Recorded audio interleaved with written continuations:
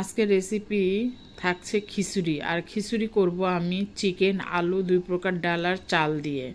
দেখতে অবশ্যই চোখ রাখুন মেরিনাস কিচেনে। এই ডাল চালগুলো আমি ধুয়ে পরিষ্কার করে রেখে দেবো। এই তেলের মধ্যে আমি চিকেন ফ্রাই করে নিয়েছি, সেই তেলের মধ্যে আমি আলু আর চিকেন দিয়ে দেবো। আসসালামু আলাইকুম, ওয়েলকাম টু মেরিনাস কিচেনে। প্রিয় ভিউয়ার্স, ভাই বোনেরা, আপনারা কেমন আছেন? আপনাদের সুস্বাস্থ্য মঙ্গল কামনা করে শুরু করছি আমি আজকের রেসিপি। এখানে চাল ডালগুলো আমি ধুয়ে নিচ্ছি, আর ওখানে কিন্তু আলু আর চিকেনটা আমি ভেজে নিচ্ছি কাঁচা গন্ধ যাওয়া পর্যন্ত। এই কাঁচা গন্ধ চলে গেলে কিন্তু আমি এর মধ্যে দিয়ে দেব কাঁচা মরিচ, পেঁয়াজ আর স্বাদ মতো সব ধরনের মশলা। মশলার মধ্যে দেব আমি শুকনো মরিচের গুঁড়ো, হলুদের গুঁড়ো, ধনিয়ার গুঁড়ো, জিরের গুঁড়ো, গরম মশলার গুঁড়ো, স্বাদ মতো লবণ দিয়ে আমি কিন্তু আরও কষিয়ে নেব। কষিয়ে নেওয়া হয়ে গেলে এর মধ্যে চালগুলো ঢেলে দিয়ে আবারও চাল দিয়ে কষিয়ে নেব। শীত মানেই নতুন আলুর খিচুড়ি, শীত মানেই পিঠা, শীত মানেই পায়েস, শীত মানেই যে কোনো পাকোড়া। দেখবেন সন্ধ্যা হলে শীতেতে মনে হচ্ছে গরম গরম কোনো পাকোড়া খাই, বা গরম গরম খিচুড়ি, ভুনা খিচুড়ি, মাংস ভুনা, চিকেন ফ্রাই, এই ধরনের খাবারটা কিন্তু বেস্ট লাগে, খেতে খুবই মজা লাগে।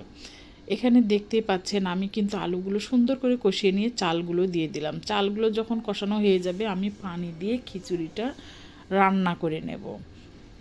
এইরকম করে খিচুড়ি রান্না সকালে খেতে যা স্বাদ, সাথে যদি থাকে চিকেন ফ্রাই অথবা সালাদ, ভর্তা, বেগুন ভাজা, মাছ ভাজা দিয়ে খেতে খুবই মজা লাগে। আমি কিন্তু খিচুড়ির মধ্যে 7-8টি কাঁচামরিচ দিয়ে দিলাম। এখন আরেকটু কষিয়ে নিয়ে এর মধ্যে আমি এখনই পানি দিয়ে দেব। আমার কিন্তু খিচুড়িতে থাকছে 2 প্রকার ডাল, নতুন আলু, মুরগির মাংস দিয়ে আজকের খিচুড়ি। আমার কিন্তু এর আগেও খিচুড়ির রেসিপি দেওয়া আছে, 15 প্রকার সবজি দিয়ে আমি খিচুড়ি দিয়েছি। আমি কিন্তু আগেও বলেছি আমার চ্যানেলে আমার কোনো রান্নার সঙ্গে আপনারা কোনো রান্নায় মিল পাবেন না। তেমনি ঠিক আজকেও আমি যে খিচুড়ির রেসিপি দিয়েছি, আমার আগের খিচুড়ির রেসিপির সঙ্গে এই খিচুড়ির রেসিপি কোনো মিল নাই। প্রতিটা রান্নায় আমি ভিন্ন রকম ভিন্নভাবে দিয়ে থাকি। যারা দেখেননি প্রতিটা রান্না আপনারা মিল করে দেখে নিতে পারেন। এখানে আমি কিন্তু পানি দেওয়ার পরে দিয়ে দিলাম রসুন। এখন আমি এই খিচুড়িটা ঢেকে রেখে দেব যতক্ষণ ফোটেনি। আর এখানে কিন্তু কিছু টিপস আমি আগেও দিয়েছি, আজকেও দিছি। সে টিপস হলো খিচুড়ি হোক, ভাত হোক, আর পোলাও হোক, বিরিয়ানি হোক, যদি ঝরঝরে কেউ করতে চান অবশ্যই কিন্তু পরিমাপ মতো পানি দেওয়া যাবে না। আমি আগেও বলেছি এই ভাত ঝরঝরে হওয়ার জন্য যে 1 কেজি যদি চাল হয় তাহলে কিন্তু 2 কেজি পানি দেওয়া যাবে না, অবশ্যই সেখানে 2.25 কেজি পানি দিতে হবে। যেহেতু আমরা ভাতটা ঢেকে রাখি, এর বাষ্পটা ভিতরেই পানি পড়ে কিন্তু সেই 2.25 কেজি জায়গায় 2 কেজি পূর্ণ হয়ে যায়। এই জন্য আমি বলবো অবশ্যই আমার পরামর্শ থাকবে পরিমাপের থেকে একটু কম পানি দিতে হবে, তাহলে কিন্তু ভাত খিচুড়ি সবই ঝরঝরে হবে।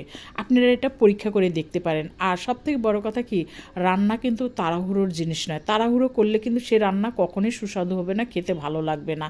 রান্না করতে অবশ্যই মাথা ঠান্ডা করে সময় নিয়ে কিন্তু রান্নাটা করতে হবে, এটা মাথায় রাখবেন। কারণ তাড়াহুড়ো করে রান্না করতে গেলে দেখবেন পোড়া যাবে, লবণ কম হবে, বা কোনো কিছু মিস্টেক থেকে যায়।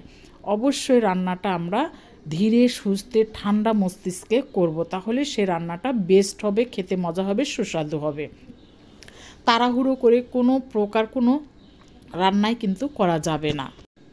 দেখতেই পাচ্ছেন আমার কিন্তু রান্নাটা হয়ে গিয়েছে। আমার ভুনা খিচুড়ির সঙ্গে ছিল চিকেন ফ্রাই আর সালাদ, আর এই খাবারটা ছিল আমার রাতের ডিনার। কেমন হয়েছে আমার রেসিপিটা অবশ্যই জানাবেন। ভুল ত্রুটি হলে ক্ষমার দৃষ্টিতে দেখবেন। আসসালামু আলাইকুম।